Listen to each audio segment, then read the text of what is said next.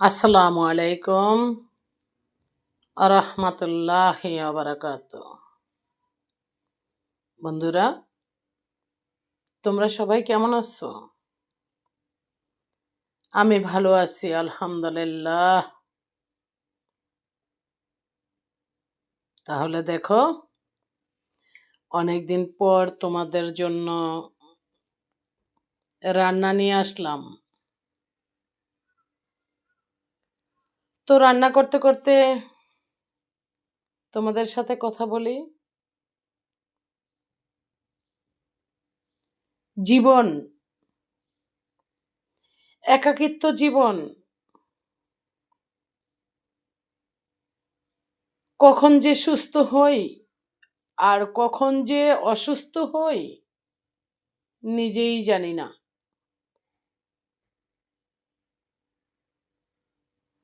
কখন জ্বর আসলো, কখন জ্বর গেল, তাও বুঝি না। প্রতিদিনের রুটিন অনুযায়ী নাস্তা বানানো, ছেলেকে খাবার দেওয়া, নিজে খাওয়া, বাজার করা, রান্না করা, কাপড় ধোয়া, ঘর মোছা, নামাজ পড়া, এভাবেই চলছে জীবন। মাঝে মাঝে মনে হয় এই এক নিয়মে জীবনটা আর ভালো লাগে না। মনে হয় সুখ কোথায়? সুখ কি আল্লাহ দিছে দুনিয়াতে?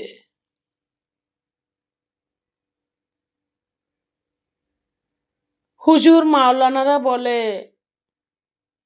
কষ্ট দিলে নাকি আল্লাহ পরীক্ষা নেয়। তো একটা ফেসবুকে লাইভ দেখছিলাম। লাইভে বলেছিল এক নারী, আল্লাহ দুনিয়াতে পাঠিয়েছ, পরীক্ষা নিতে নিতে দুনিয়া থেকে যাওয়ার সময় হয়ে গেছে, আর পরীক্ষা দিতে চাই না, এবার তোমার কাছে নিয়ে পরীক্ষা নাও। আর পরীক্ষা দিতে মন চায় না, এবার তোমার কাছে লয়ে যাও, তারপর নিয়ে যত খুশি পরীক্ষা লও। বুঝি কেন নারী এই কথা বলেছে। যে নারীর জুয়ান যুবক স্বামী ফেসবুকে মিথ্যা প্রচার করে,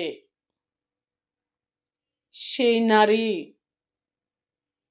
পুরুষকে ঘৃণা করবে না তো কি করবে?